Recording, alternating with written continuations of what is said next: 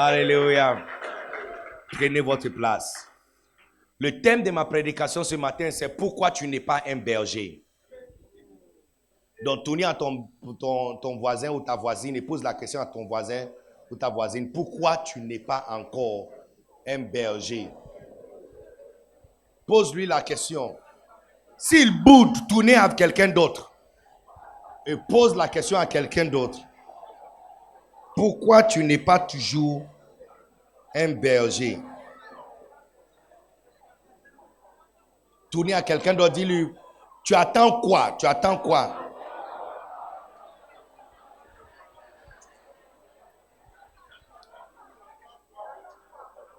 Alléluia. Matthieu chapitre 9. Matthieu chapitre 9.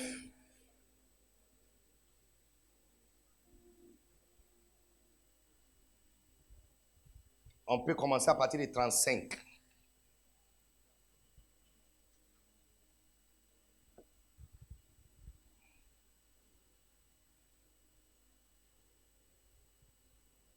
Pourquoi tu n'es pas encore un berger? Matthieu chapitre. Comme vous avez trouvé le verset pour moi? Matthieu chapitre 9, 35. La Bible dit que Jésus parcourait le ville et de village, enseignant la parole du royaume dans les synagogues. Le verset 36. Quand le sabbat est venu, voyant la foule, il fut ému de compassion parce qu'ils étaient languissants et abattus comme des moutons sans berger. Voyant la foule, 36, il fut ému de compassion pour elle. Pourquoi? Pourquoi Jésus?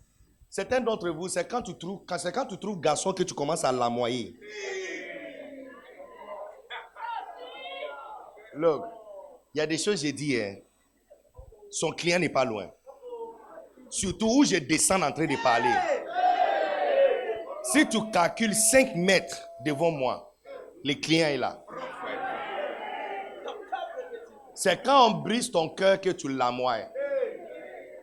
Quand on te voit en train de pleurer, c'est à cause des garçons. On te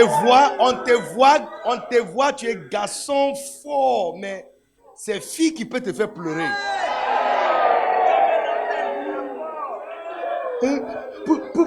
Pourquoi elle me fait ça? Pourquoi elle me fait ça? Pourquoi elle me fait ça? Elle me fait toujours ça. Pourquoi elle me fait ça? Hey, garçon! Frère garçon! C'est fille qui peut te faire pleurer. Mais la Bible nous dit pourquoi Jésus a pleuré, pourquoi il était ému de compassion.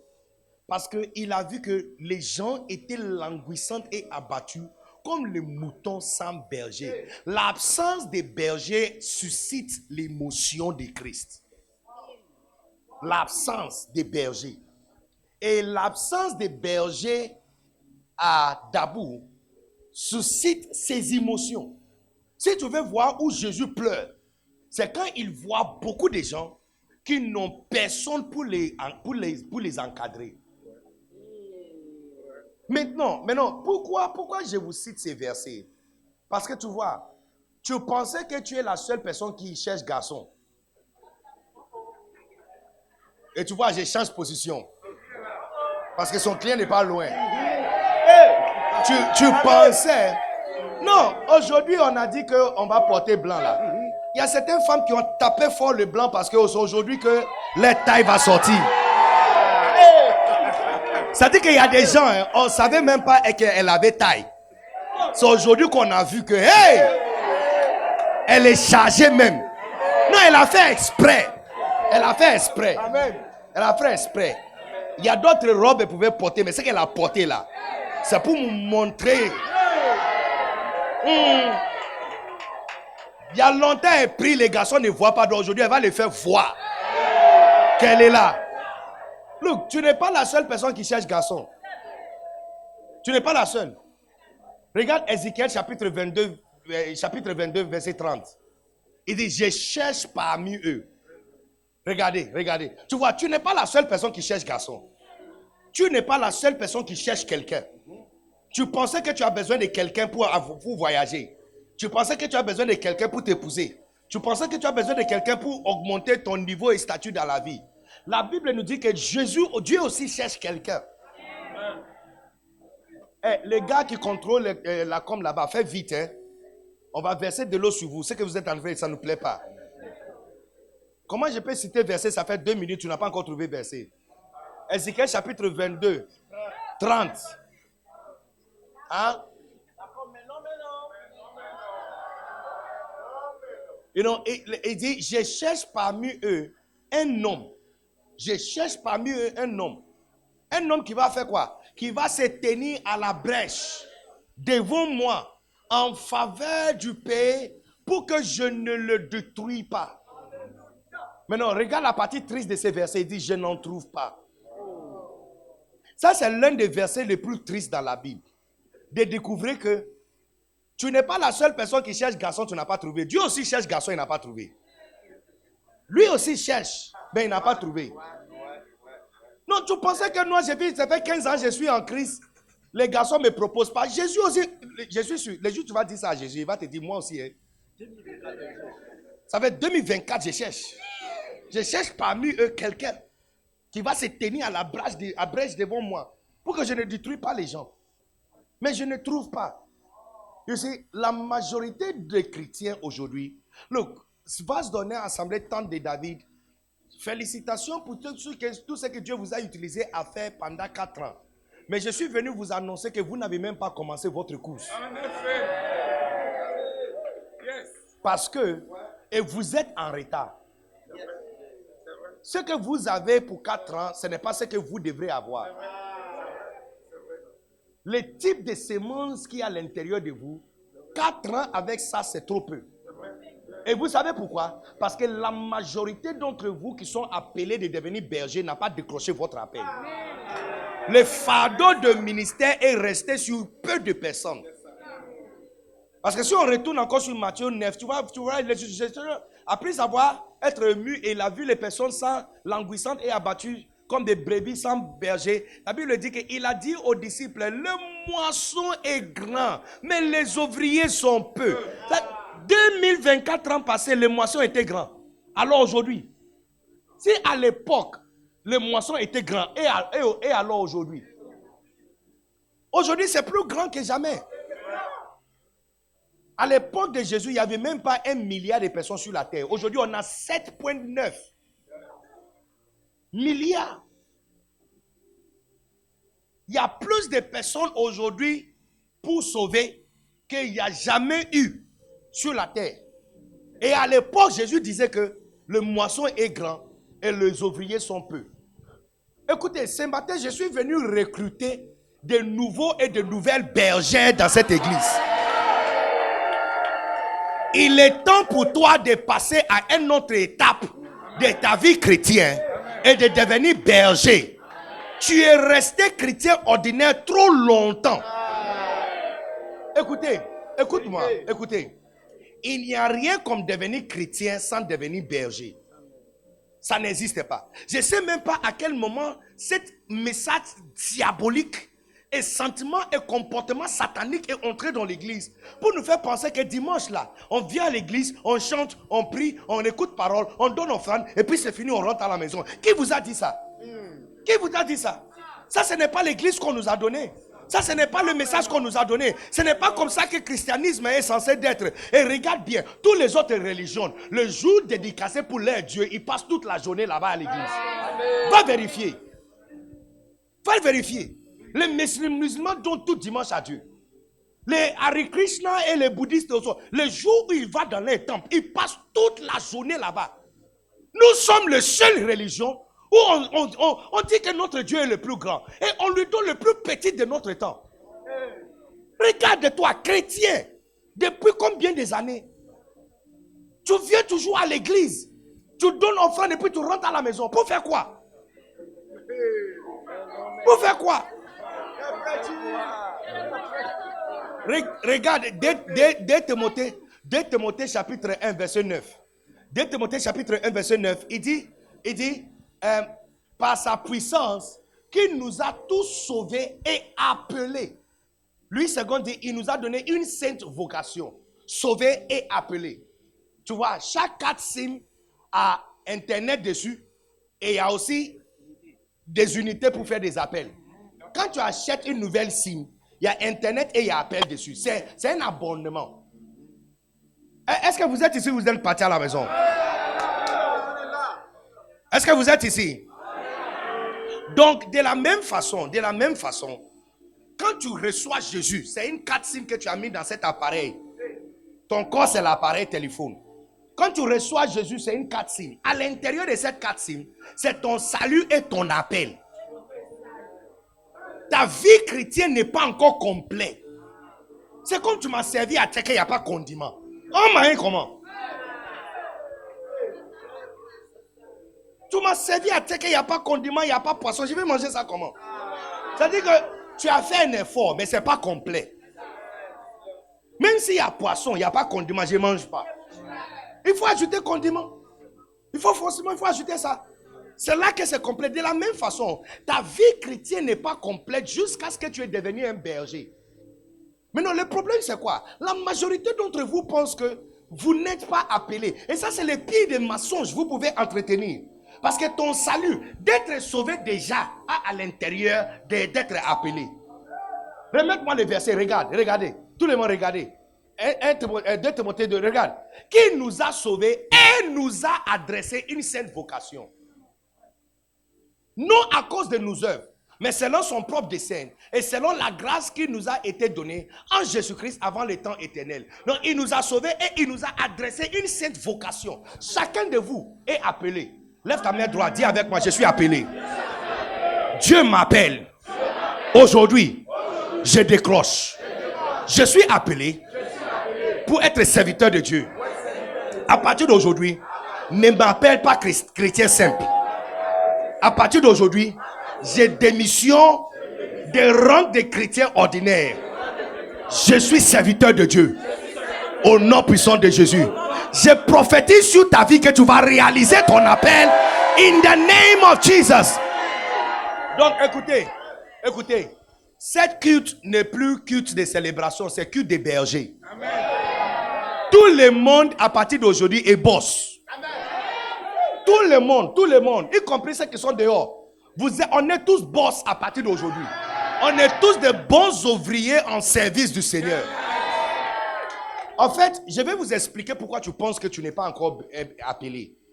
Et ça c'est le mensonge de Satan. Or que vous êtes des personnes très puissantes. Chacun de vous est très puissant.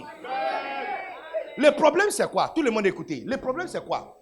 On pense que être berger, c'est de servir à l'église. Ça c'est le pire des mensonges qui est entré dans l'église, qui affaiblit la puissance de Dieu sur la vie de chacun de nous. Écoute-moi, le culte et l'église ne sont pas la même chose. Ce qu'on fait à l'église, ce qu'on est en train de faire maintenant, ce n'est pas l'église. Ça, c'est célébration de culte d'une église. L'église de vase d'honneur, ça, c'est le culte de l'église. Ce n'est pas l'église. L'église, c'est tout ce qu'on fait de lundi jusqu'à samedi. Donc, vous allez remarquer pour chacun de vous, si on te demande, tu fais quoi à l'église? Ce que tu cites comme ton travail, c'est ce que tu fais pendant le culte. C'est ça qui entretient encore le pensée que dès qu'on finit le culte, on sort par la portail, on n'est plus à l'église. Ok, regarde ce qu'il a dit. Il dit, vous êtes la lumière du monde. Écoutez, on va décortiquer seulement la parole. Il dit, vous êtes la lumière du monde. Ça veut dire que vous n'êtes pas la lumière pour l'église. Ça veut dire que quand nous sommes à l'église, chacun ici est lumière. On n'a pas besoin de ta lumière.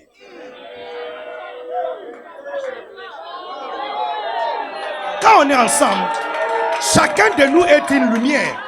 On est tous louknos. Donc tu n'es pas important. Ça veut dire quoi? Ça veut dire que alors que vous cherchez à devenir respo à l'église, tu as raté ton appel.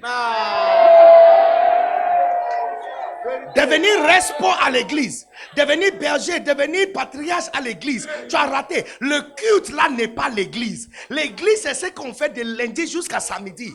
Et c'est pourquoi il n'a pas dit que vous êtes la lumière de l'église. Il dit vous êtes la lumière du monde. Si tu me vois en plein après-midi, j'ai allumé bougie en train de marcher, en train de chercher quelque chose en plein après-midi, est-ce que tu vas me trouver normal? Parce qu'il y a une lumière plus forte à l'après-midi. Bougie n'est pas important. Mais bougie devient important au milieu de la nuit. Quand cette lumière n'est pas là, c'est là que le bougie devient très important. Si vous êtes une lumière, ça veut dire que votre luminosité n'est pas besoin à l'église ici. Quand je dis à l'église, je parle de culte. On n'a pas besoin de votre luminosité pendant le culte. On a besoin de votre luminosité où il fait sombre. Où tu travailles. Dans les quartiers. Dans votre classe. Où tu travailles. Je suis venu ici recruter de nouveaux prophètes et prophétesses dans votre service. Cet après-midi, la puissance de Dieu va tomber sur toi et ça va te transformer en une prophétesse. Où tu travailles, tu vas devenir berger de Jésus sur les gens sur lesquels tu travailles. Donc pourquoi tu n'es pas un berger? Parce que tu penses que tu dois être berger pendant le culte. Non, tu as raté ton appel, tu as raté ça. Être berger, c'est être berger ailleurs. Lumière du monde, le sel de la terre. Celle-là, il n'est pas important aussi longtemps qu'il est dans la boîte. Parce que ceux avec lesquels il est là sont tous sels.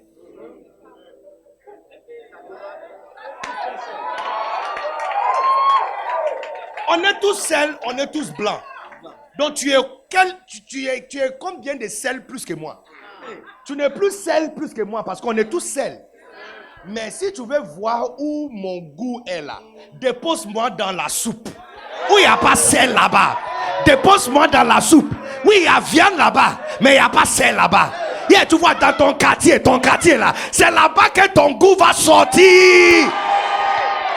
Look, cette culte, je lance l'appel pour de nouveaux et de nouvelles bergers. De nouveaux bergers de Jésus. Ce que nous avons pu faire, on a pu faire par le peu de personnes qui ont donné leur vie à servir. Maintenant, on a besoin de le cadre. La majorité d'entre vous ne font absolument rien. La majorité d'entre nous. Cette église, je ne suis pas le pasteur de cette église, mais je suis expérimenté de savoir. Il n'y a que 10% de cette église qui porte la charge de cette église. Le reste, attends, on va partager la grâce bientôt. Tu verras, dans 30 minutes, 90 sera dehors. Si tu reviens encore 1 heure après qu'on a partagé la grâce, le noyau de personnes que tu vas voir, c'est eux qui tiennent le pilier de l'église. C'est eux qui sont le véritable pilier de l'église. 1 heure après le culte, tout le monde sera dehors. Certains d'entre vous, vous êtes venus même à l'église avec ton maillot. Tu attends, dès qu'on finit, tu vas à la piscine. Tu vois, j'ai dit, son client n'est pas loin. Regarde, son client n'est pas loin. Son client n'est pas loin. Son client n'est pas loin. Tu es venu avec ton maillot de piscine. Tu vas à la plage. Après le culte, tu vas aux plages pour aller nager. Et boire coca. Dimanche après-midi, c'est pour aller au plage. Parce que tu vois, tu n'es pas concerné. Les choses qui stimulent l'émotion de Christ ne stimulent pas tes émotions. Les choses qui stimulent les émotions. C'est pourquoi, tu vois, c'est pourquoi la majorité de nous, les chrétiens, sont impuissants.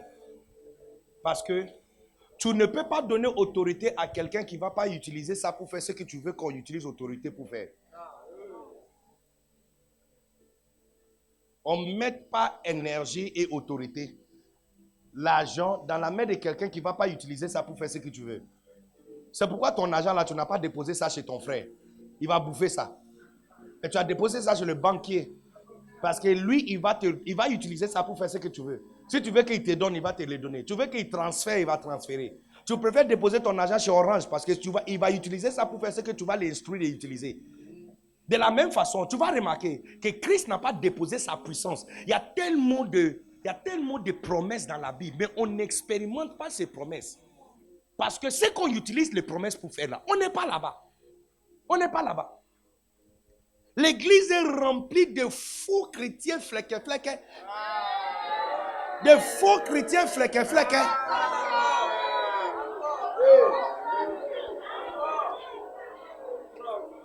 Hein? Des faux chrétiens flequés qui n'aiment pas Dieu. Attends, tu dis que tu aimes Dieu? Tu dis que tu aimes Dieu? Tout le monde a sa définition d'amour. Ça au moins c'est vrai, n'est-ce pas? Chacun de nous. C'est pourquoi c'est difficile des fois de draguer certaines filles. Parce que au lieu de te dire ce qu'elle aime pour que tu vas faire là, elle attend que tu imagines ce qu'elle aime. Donc tu tapes poteau jusqu'à tu vas faire 1 et puis elle aime ça et puis tu as gagné 1 point. Non, sinon ça allait être très facile. Mais c'est difficile parce qu'elle ne va pas te dire ce qu'elle aime. Donc tu es là en train d'acheter des unités. Or, tout ce qu'elle veut, c'est quelqu'un qui va l'appeler. Tu vois, donc de la même façon, tout le monde a ce qu'il aime et qui utilise ça comme signe d'amour. Christ aussi a son signe d'amour. En Jean chapitre 21, verset 15, la Bible dit, après avoir dîné, il a demandé à Simon, Pierre, m'aimes-tu? Do you love me? Est-ce que tu m'aimes? Non, tu vois, cette affaire où on vient à l'église, on a nommé levé. Je t'aime, tu le sais. Je te porte dans mon cœur. Et mon cœur brillante, amour pour toi. Tu es mon aïe aïe.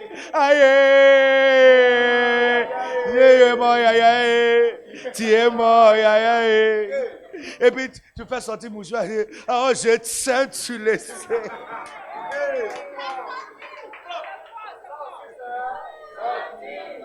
Il faut jamais chanter cette chanson. Pardon, la prochaine fois on va élever cette chanson-là, il ne faut pas chanter. C'est pas pour toi. C'est pour les vrais amoureux de Christ. Jésus a lui-même son critère d'amour. Il a demandé à Pierre, est-ce que tu m'aimes? Tu m'aimes? C'est pas chanter. Tu m'aimes? Paie mes agneaux. Paie mes brebis. Prends soin de mes brebis. Chaque chrétien doit avoir au moins 2, 3, 5 personnes qui dépendent sur toi. C'est ça qu'on appelle la vie chrétienne. Tu ne peux pas être chrétien et il n'y a même pas 5 personnes qui sont collées à ta vie. Et tu sais comment cela est arrivé? Parce qu'on pense que ce qu'on fait pendant le culte, c'est le service de Dieu. Non. Tu sers pendant le culte. Ça, ce n'est pas servir Dieu. Si je te demande, tu es marié, à moi, je te demande de faire pour moi sauce graine avec foutou.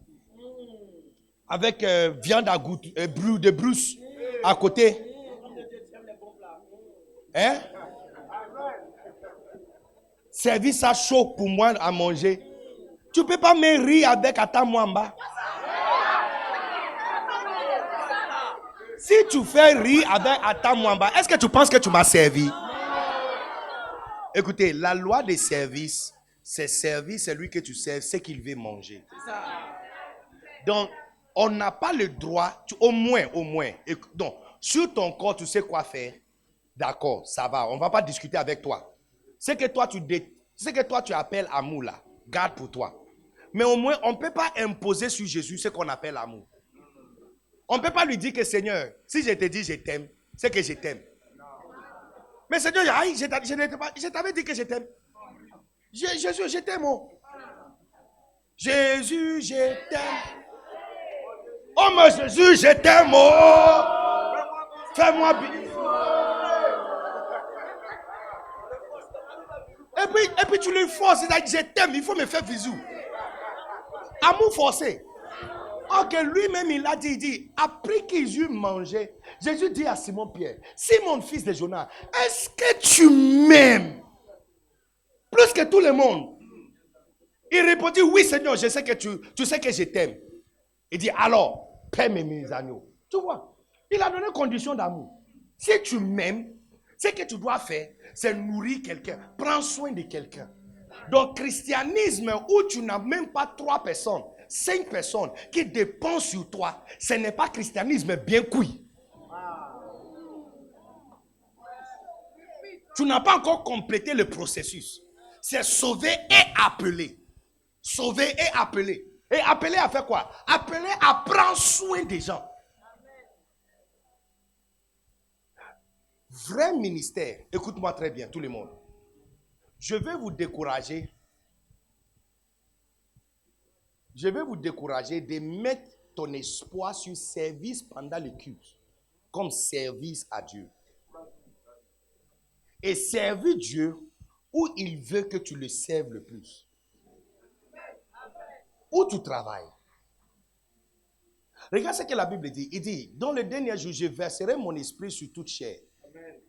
Il dit, vos fils et vos filles. Est-ce qu'il y a un fils de Dieu ici? Est-ce qu'il y a une fille de Dieu ici? Il dit, vos fils et vos filles prophétiseront. Mais non, ça veut dire que être prophète, ce n'est pas une chose réservée pour quelques personnes. Que en réalité, nous sommes tous appelés de devenir prophètes. Nous sommes tous appelés à devenir prophètes. La Bible dit que le don de prophétie a été donné à tout le monde pour prophétiser, pour bénéficier de tout le monde. Écoutez, quand on dit berger, tu vois, la raison pour laquelle beaucoup ne sont pas devenus bergers, c'est parce que tu pensais que tu dois devenir berger par encadrer les gens à l'église, c'est-à-dire pendant le culte. Non. Votre bergerie là, c'est dans le service où tu travailles, au quartier où tu es. Certains d'entre vous sont appelés d'être bergers sur tes amis. Amen. Tu es berger, il y a 5 amis, vous marchez ensemble. Vous êtes les bergers. Parce que tu vois, je ne sais pas les filles, je ne sais pas, vous avez remarqué, de temps en temps, chacune a un problème. Et quand elle cite le problème, tout le monde essaie de donner solution. Et tu vois que la solution des autres filles là, ce n'est pas solution spirituelle. Elle a un problème avec son gars.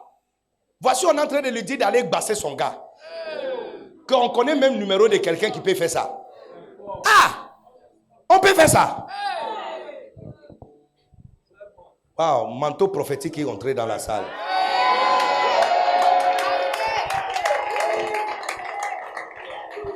Est-ce que vous êtes ici? Donc, je suis en train de dire que vous êtes appelés d'être bergers parmi eux. Comment? Parce que tu es parmi eux. C'est toi maintenant qui vas dire non, laisse-moi prier pour toi. Laisse cette affaire-là, je vais prier.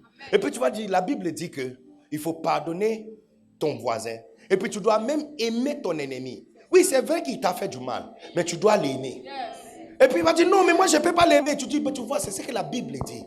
Donc, c'est vrai, tu es là-bas avec eux, mais tu vois, à cause de ta présence là-bas, ils vont entendre ce que la Bible dit.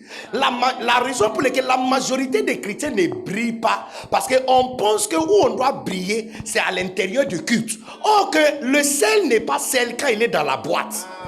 Il n'est pas utile. On est tous sel ici, donc tu vas conseiller qui? Tu es sel où il n'y a pas sel. Ta salinité, c'est-à-dire que votre goût sort dans la soupe. Votre brillance sort dans l'obscurité. Donc, regarde autour de toi. Quelles sont les personnes que tu fréquentes et dans quel milieu tu te trouves où il n'y a pas quelqu'un comme toi là-bas? Ça veut dire que c'est là-bas ton église. Et c'est toi le prophète et prophétesse là-bas.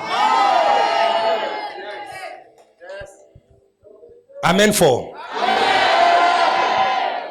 Je suis venu, Jésus m'avait envoyé ici. Ce matin, il m'a réveillé 4 minutes avant 4 heures. Et il a commencé à me prêcher le message que je suis en train de vous prêcher. Et il m'a dit, quand tu seras là-bas, recrutez pour moi de nouvelles ouvriers. Yeah. De nouveaux bergers. Des bergers qui vont... Tu vois, le Seigneur regarde Dabou et il voit beaucoup de personnes qui sont languissantes et abattues.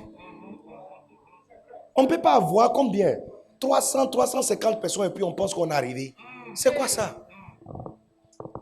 Un an d'aujourd'hui, vase d'honneur, temps de David doit dépasser 1000 personnes à ces dimanches.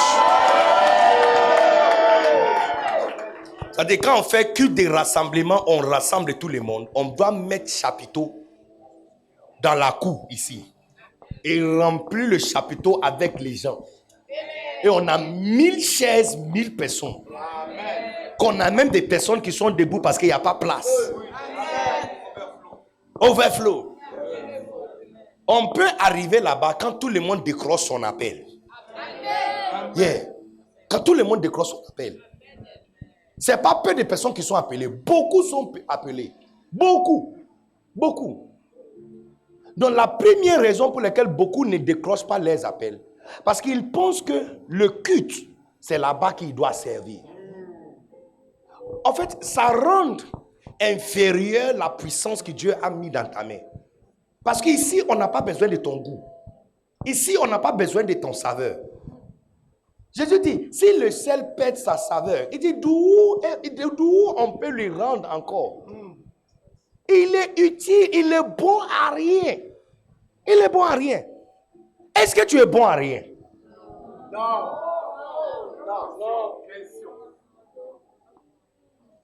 Je relâche la grâce de Dieu sur ta vie. Écoutez, aucun de vous va mourir et quitter ce monde sans décrocher ton appel par servir et prendre soin des gens au nom puissant de Jésus. La mort n'a pas le droit de t'arracher. La mort n'a pas le droit de t'arracher. À partir de cette culte, tu te lances dans ton ministère de garder les gens, de prendre soin des gens, de s'occuper des gens. Tu deviens prophétesse. Quand les gens ont besoin d'aide, c'est chez toi ils vont venir. Quand quelqu'un est malade, c'est chez toi ils vont venir. Quand quelqu'un ne se sent pas bien, c'est chez toi il va venir. Quand quelqu'un a le gourmet, c'est chez toi il va venir se réparer. Quand quelqu'un déprime, c'est chez toi il va venir se relever. Recevoir la puissance de Dieu qui te lance dans ton ministère in the name of Jesus. Regardez à ton voisin à côté de toi, présente-toi, dis à ton voisin, je suis prophète ou prophétesse, citez ton nom. Yeah. Je suis prophète, prophétesse. Yes. Yes. Il dit, je verserai mon esprit sur toute chair. Vos fils et vos filles prophétiseront. Vos fils et vos filles prophétiseront. À partir d'aujourd'hui, on va commencer à entendre des nouvelles bizarres dans la vie de Dabou. Que les enfants des pasteurs Sopi sont en train de renverser le quartier. Au lieu d'appeler l'ambulance, on voit quelqu'un qui a appelé déjà. C'est-à-dire, il va soulever son enfant, venez frapper à ta porte et venez te dire que mon enfant est en train de mourir. Et tu vas éteindre ta main sur l'enfant. Avant que l'ambulance va venir, l'enfant est déjà debout en train de bouger. In the name of Jesus.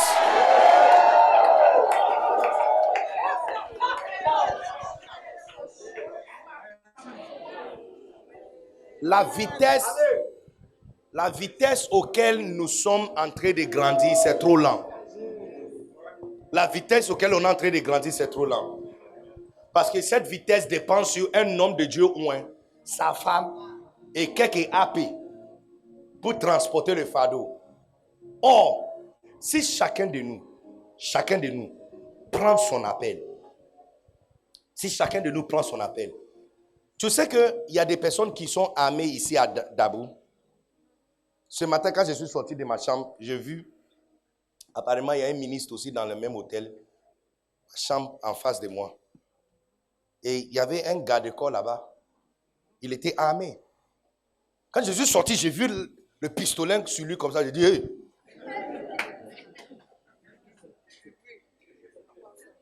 Mais tu sais pourquoi il n'y a pas de désordre? Regarde-moi. Il n'y a pas de désordre à Dabou. Tu sais pourquoi? Parce que les armes se trouvent chez les professionnels. Quand les armes sont dans la main des professionnels, c'est bouclé. Ils le dégagent seulement quand il faut. Mais non, écoutez. Imaginez si on trouve des pistolets et on donne à tous les garçons sur la route de Dabou. Dans 24 heures, Dabou sera une nation indépendante de la Côte d'Ivoire.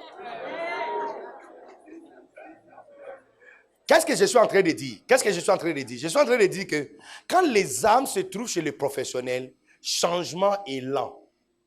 Quand les âmes se trouvent chez les hommes lambda, les personnes ordinaires, changement c'est immédiat. Toute transformation, changement et guerre civile sont faits pas par les professionnels, mais par les civils. Ça veut dire quoi? Ça veut dire que aussi longtemps que la puissance des prophéties, vision, rêve, guérison, ce sont des âmes d'un chrétien. Aussi longtemps que ça se trouve chez Pasteur Sopi et les AP, le changement de cette vie sera lent. Parce que eux, le professionnel, là, il les dégage seulement dimanche matin. Ou quand il y a culte de veillée, c'est là qu'il fait sortir les âmes. Mais si les âmes se trouvent chez les personnes ordinaires comme toi, tous les jours tu vas faire sortir.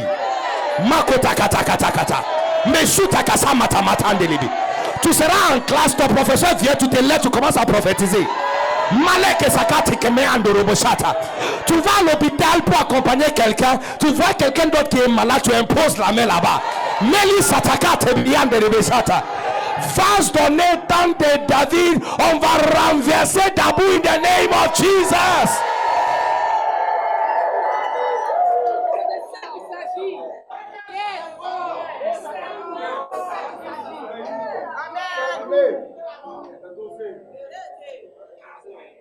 Raison numéro 2. Pourquoi la majorité des personnes ne décrochent pas les appels? Parce qu'ils ne sont pas au courant que pour décrocher ton appel pour devenir berger, tout ce que tu as besoin, c'est un désir. Amen. You see? Les gens interprètent l'appel de Dieu pour être berger à une voix que tu dois entendre dans ta tête. Oh, la Bible dit, 1 Timothée 3, si quelqu'un désire le boulot d'un poimen, berger, ça veut dire, il dit, et un poimen, berger, il dit, il désire une bonne chose. Donc, le critère pour devenir berger, c'est juste le désir. Ça veut dire quoi? Ça veut dire que tu vois où tu travailles. Quand tu vois que les gens ont mal et ça te touche, c'est que tu es berger là-bas. L'appel de Dieu n'est pas compliqué comme ça. Je vous donne un exemple. Tu sais que ce n'est pas tout le monde qui voit les filles sur la route et ça les touche.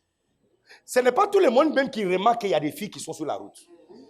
Donc, si toi tu les vois et ça te touche, ça veut dire que c'est ton appel. La chose, tu vois, l'appel de Dieu est écrit dans tes désirs. C'est pourquoi l'une des choses que Satan fait beaucoup, c'est contourner les désirs des gens. Parce qu'il sait que ton appel, c'est-à-dire que quand tu finis par décrocher ton appel, vous allez remarquer que depuis longtemps, c'était dedans. Vous êtes des personnes puissantes. Tu vois, l'ennemi vous a mis sur le boisseau pour que vous ne brillez pas.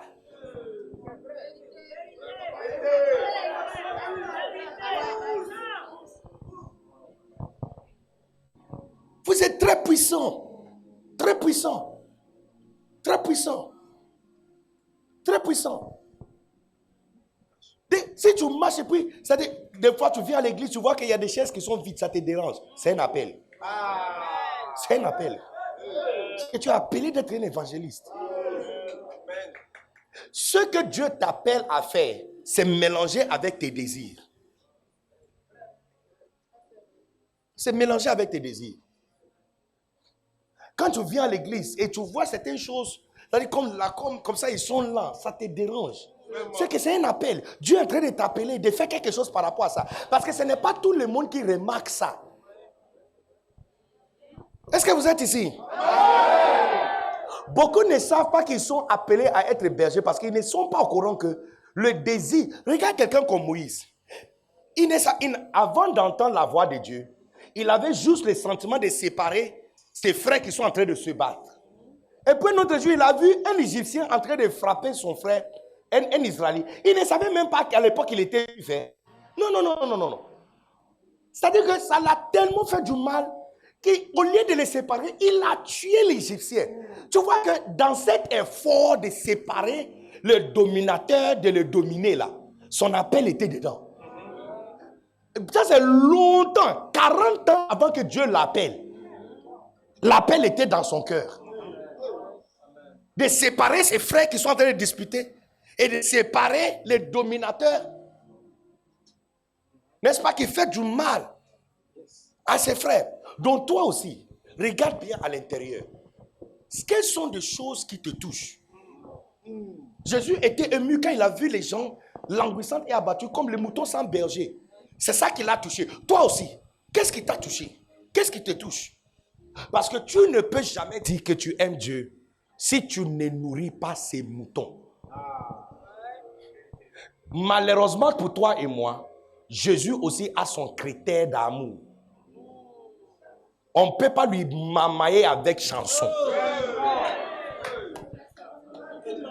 Tu viens et puis tu commences à l'amoyer, tu commences à pleurer. Oh Seigneur, je t'ai laissé. Ah, j'étais pas dans mon cœur, oh Seigneur.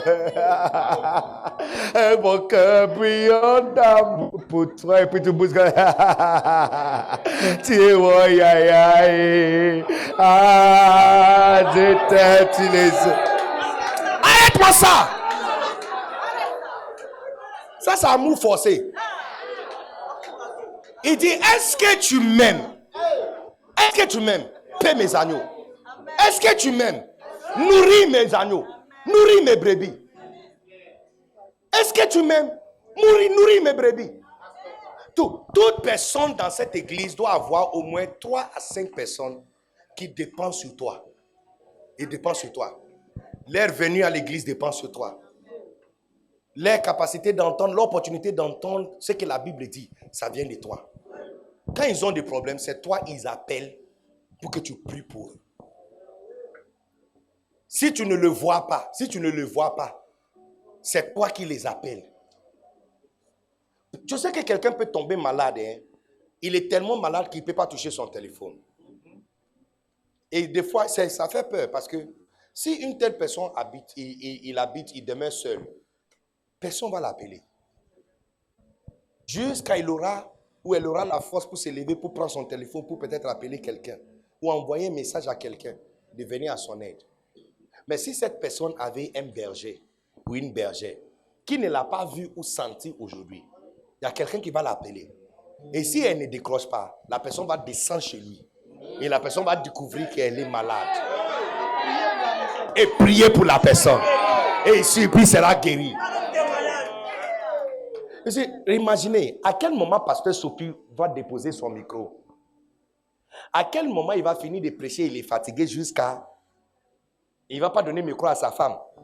Et puis, regarde, le pasteur Stéphane qui est là, les autres AP qui sont là. À quel moment tous ces AP-là vont finir de prêcher et puis ça va tomber sur toi? Or, vous êtes appelés de prêcher l'évangile. Donc, tu vas les prêcher où? C'est pas ici. C'est pas ici.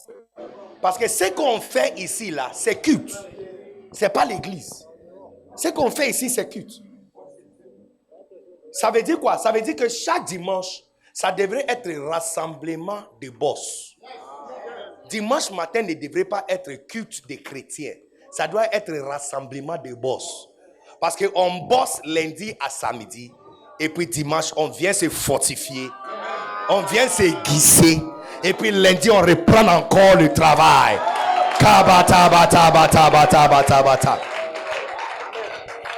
Cet après-midi, il y a les nouveaux bergers qui va sortir au marché. Il y a des bergers qui vont se lever dans les quartiers.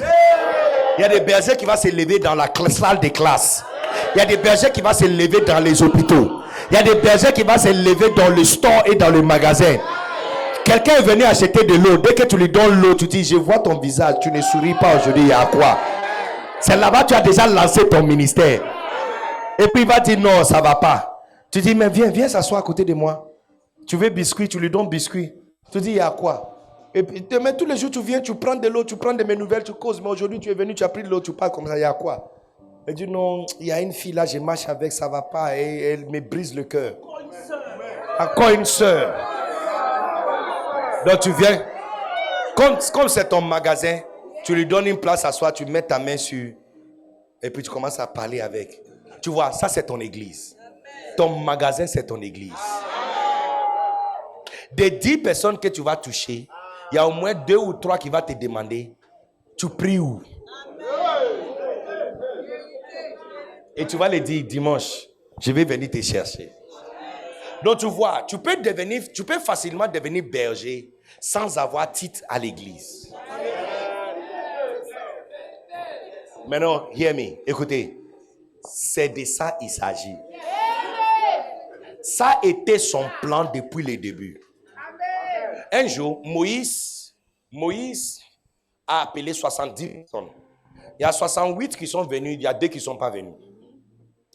Les 2 qui ne sont pas venus, le Saint-Esprit est descendu sur eux dans la tente, sous la tente au quartier. Ils ont commencé à prophétiser là-bas. Il y a quelqu'un qui est venu donner la nouvelle à Moïse que les deux qui ont refusé de venir là, ils sont en train de prophétiser dans les champs là-bas. Là. Et puis il dit, donne-moi l'autorisation pour demander le feu de l'Éternel pour le brûler là-bas. Moïse dit, éloigne-toi de moi. Tu ne sais même pas de quel esprit tu marches avec. Et puis il dit ceci, mon souhait, mon souhait, mon souhait. Ça c'est ce que Moïse dit, mon souhait. C'est que tout Israël devient un band de prophètes.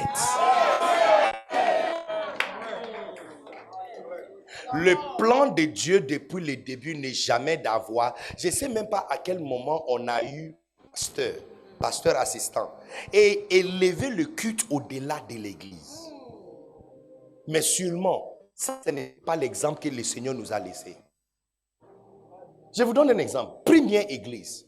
Il y a un simple protocole. Non, c'est Étienne. Quand il va au marché pour chercher pain là, c'est-à-dire que dès qu'il achète le pain, avant de rentrer, tout le monde au marché tombe à terre. Un protocole. On l'a envoyé pour aller acheter pain. Et le protocole, il n'est pas pasteur. Il ne fait pas partie des pasteurs. Il prêche au marché.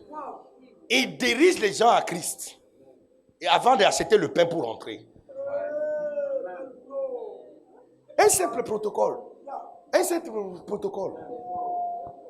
Le plan de Dieu depuis longtemps n'est jamais d'avoir. Vous allez remarquer, étudiez bien la Bible. Étudiez bien la Bible. Toute la Bible n'est. Je veux dire que le nombre de pasteurs qui ont écrit la Bible n'est pas plus que de les 66 livres qui sont dans la Bible. Le nombre de pasteurs qui ont écrit des chapitres de la Bible ne sont pas plus que 5.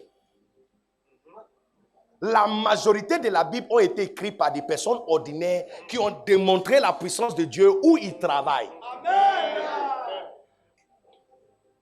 Moïse n'était pas pasteur. Il était un chef d'État. C'est lui qui a écrit les 5 premiers livres de la Bible. Amen. Josué n'était pas un pasteur, il était commandant de l'armée.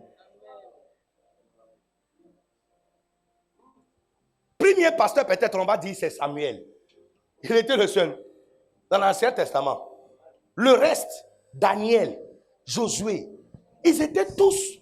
Daniel était premier ministre. Joseph, c'était un simple serviteur d'un roi qui a démontré la puissance de Dieu jusqu'on l'a établi comme premier ministre. Amen. Dans un pays païen. Tu as remarqué que le plan de Dieu depuis longtemps, c'est d'avoir des personnes ordinaires qui sont chargées. Et cet après-midi, on va chercher la face de Dieu. Il y a une puissance qui va descendre sur toi. Et quand tu vas sortir d'ici, tu vas commencer à prophétiser. Tu vas saluer quelqu'un sur la route, tu vas lui dire la grâce de Dieu est sur toi. Il va dire, celui-là, on a fait quoi à l'église? Non, on a donné la puissance de Dieu. Au quartier, quand les gens ont besoin de soutien, c'est toi qu'on va demander de venir soutenir les gens. Amen. Amen. Le désir que tu as explique l'appel que Dieu a mis dans ton cœur. Le désir.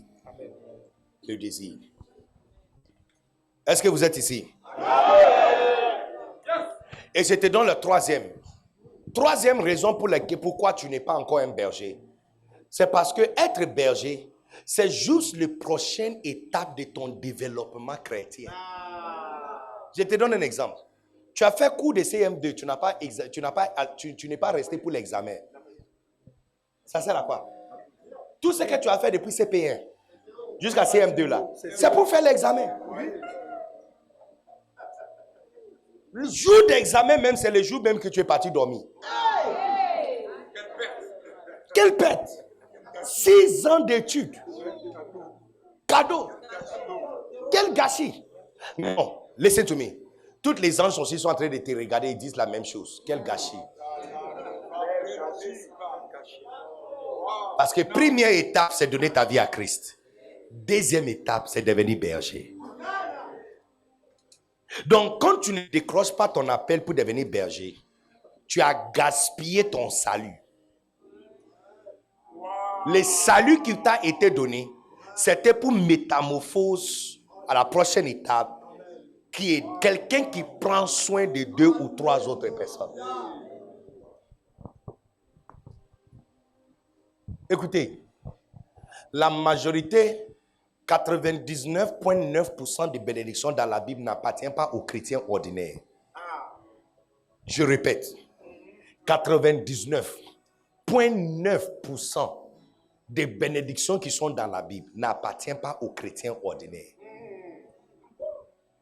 Même la bénédiction des réponses à ta prière, ça n'appartient pas aux chrétiens ordinaires. C'est pourquoi depuis longtemps tu pries, tu n'as pas eu la réponse.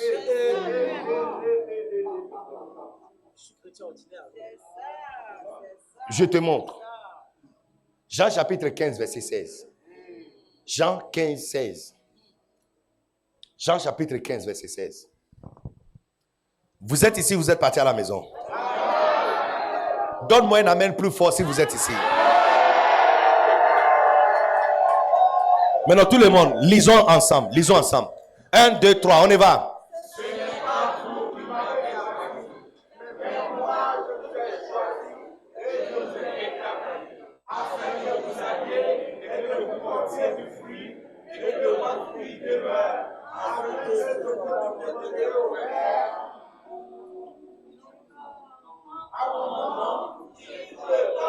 Tu vois, la personne qui répond à la prière lui-même, quand tu dis au nom de Jésus, c'est lui-même qui est en train de parler là.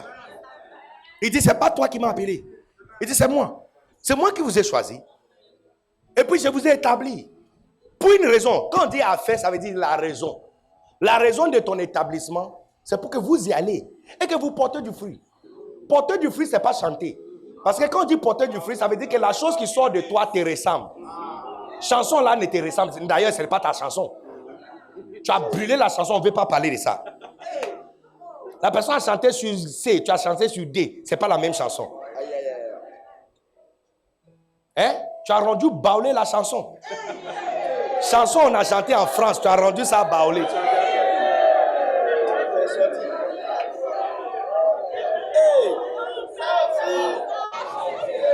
peut faire ça. On n'en parle pas. Donc quand on dit porter du fruit, ça veut dire que ce qui sort de toi doit te ressembler. Le fruit de mangue a à l'intérieur la capacité d'engendrer un autre arbre de mangue. Amen. La chanson que tu chantes ne peut pas engendrer une autre chanson. Jouer la batterie, ce n'est pas fruit. C'est service. Tu es en train de rendre service pendant le culte. Prendre la caméra et filmer, ce n'est pas porter du fruit. Parce que ça ne te ressemble pas.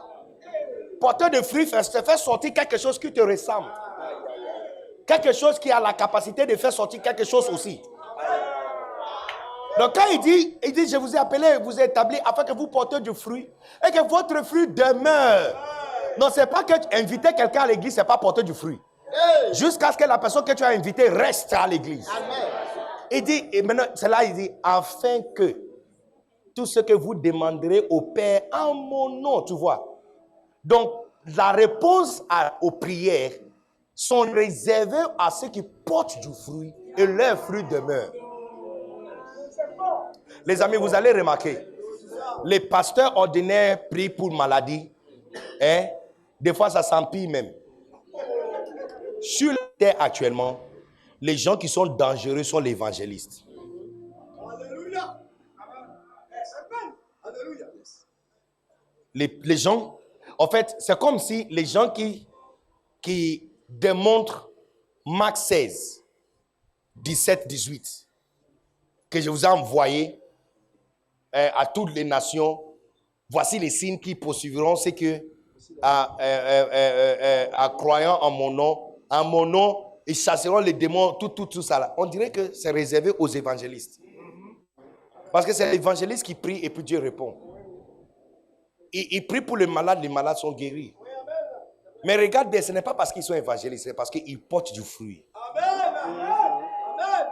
C'est un accomplissement à un critère. Le critère, c'est que tu portes du fruit et que le fruit demeure. C'est pourquoi toi, tu demandes quelque chose, Dieu il s'en fout de toi. Il ne te répond pas. Mais quand tu vois ton pasteur, tu dis, pasteur, est-ce que tu peux me soutenir en prière? Pourquoi? Parce que lui, il porte du fruit. Le fruit demeure. Donc, quand lui, il demande quelque chose à Dieu, Dieu répond. Mais à partir d'aujourd'hui, on ne va plus déranger pasteur Sopi. Parce que toute l'église devient une église des prophètes et des prophétesses. Toute église devient une église des bergers. À partir d'aujourd'hui, il n'y a pas que des boss. Dimanche matin, c'est que des boss. In the name of Jesus. Donne-moi ton amen le plus fort.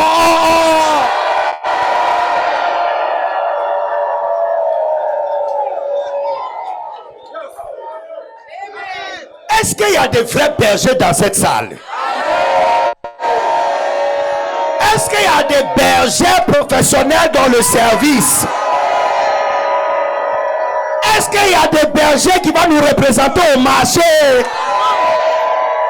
à l'école, au collège, au lycée, dans le bureau, au magasin, au quartier? Que la puissance de Dieu descende sur toi. Hébreux chapitre 5, verset 12. Il dit quand l'état à l'hôpital, yes. Hébreux chapitre 5, verset 12. Il dit quand le temps arrive pour toi de devenir un enseignant, vous avez besoin qu'on vous enseigne encore le premier rudiment. Regarde, il dit vous en effet, hey, remets-moi le verset. Vous en effet, qui depuis longtemps devraient être des bergers. Vous avez besoin encore qu'on vous enseigne les premiers rudiments. Vous en êtes venus à avoir besoin de lait et non de la nourriture solide. Regarde, depuis longtemps, vous devrez devenir berger. Vous avez besoin qu'on vous enseigne encore. Oh, il ne faut pas coucher avec garçon. Il ne faut pas coucher avec femme. Il ne faut pas masturber. Il faut lire ta Bible. Il faut prier.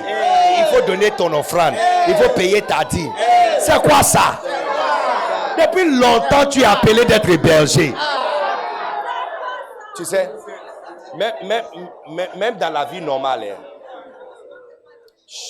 même dans la vie normale, quand tu es censé de passer dans la classe supérieure et tu ne passes pas, ta vie est... Tu es beaucoup gêné.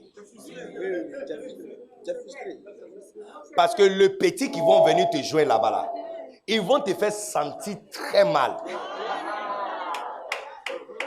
Ils vont t'appeler non comme ancien des jours. Le doyen. Mère. Padre. Papa de la classe. Maman de la classe. Et tu vois que tu es fâché, ça t'énerve. Parce que tu es censé de passer dans un autre niveau. Mais tu n'es pas passé. Tu es resté toujours dans l'ancienne classe. Je suis venu promouvoir toute personne qui est restée dans la classe des chrétiens ordinaires à passer dans la classe des chrétiens bergers, serviteurs sérieux au nom puissant de Jésus. Et tu vois, la puissance de Dieu qui est censée d'être démontrée par un chrétien, c'est confié dans la main de ceux qui sont prêts à devenir bergers.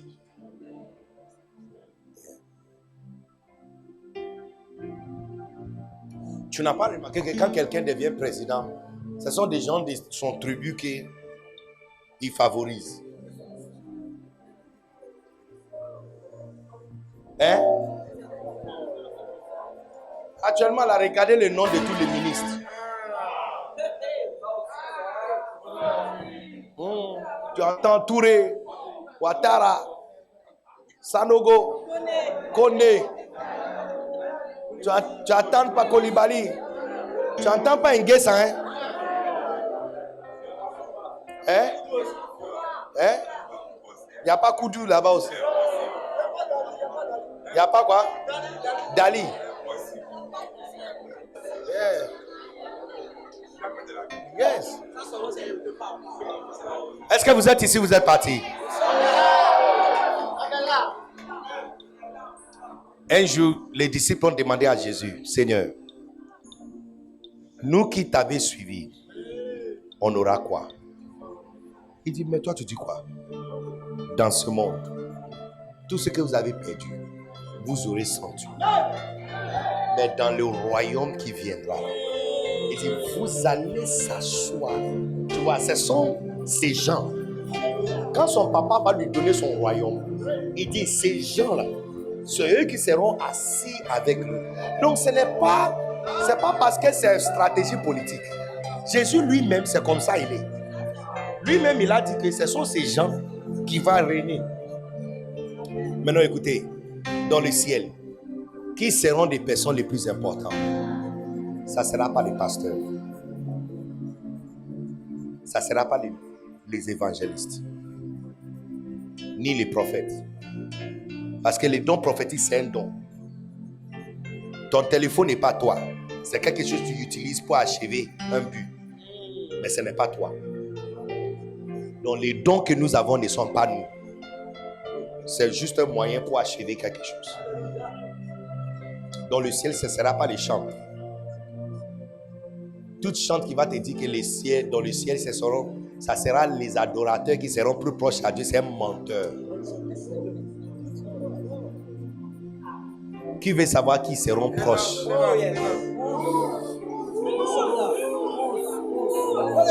Non, vous n'êtes pas intéressé, laisse.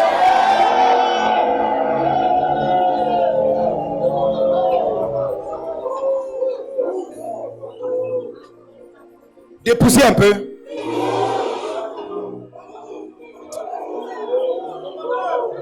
Dans le ciel, les gens qui seront plus proches à Dieu sont les bergers.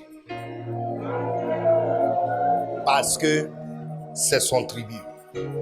Lui-même, il dit, je suis le bon berger.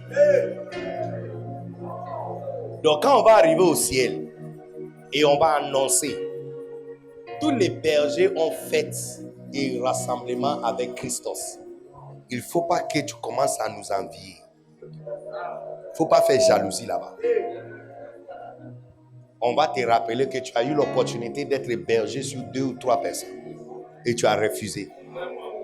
Tu as dit que toi-même, tu ne cherches pas de problème. Tu voulais être chrétien ordinaire. Donc, quand on va nous rassembler auprès de Jésus, quand tu vas nous voir en train de marcher avec lui dans son cortège, yeah. Jésus est là devant nous, on est en train de marcher. On va dire, hey les gars, ça va? Et puis, tu vas dire, qu'est-ce qui se passe? Nous les bergers, on a quelque chose à faire avec le Seigneur. Reçois la grâce. Oh, tout le monde, lève-toi. Par là-bas, chata là-bas. Le Saint-Esprit m'a dit que quand je vais finir de parler, il va descendre très fort. Mais si ta kachata mata. Yes, les gars, makoshita. Juste les claviers. Là-bas. Lève ta main. Reçois la puissance de Dieu qui te libère à devenir un berger et une bergère dans les choses de Dieu. À partir d'aujourd'hui, tu reçois la grâce de donner conseil aux gens, de prophétiser sur les gens et de devenir la raison pour laquelle les gens seront sauvés. Moi, dans les 1 an qui vient, il y aura au moins 5 personnes assises ici à cause de toi. Tu n'as pas dit amen fort. Dans les 1 an qui vient, tu ne seras pas insignifiant et inutile.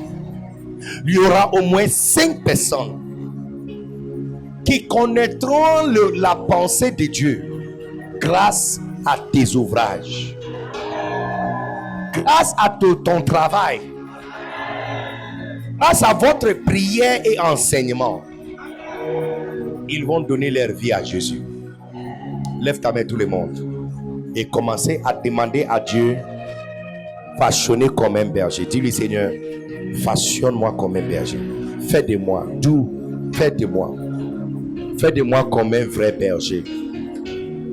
Oh yes.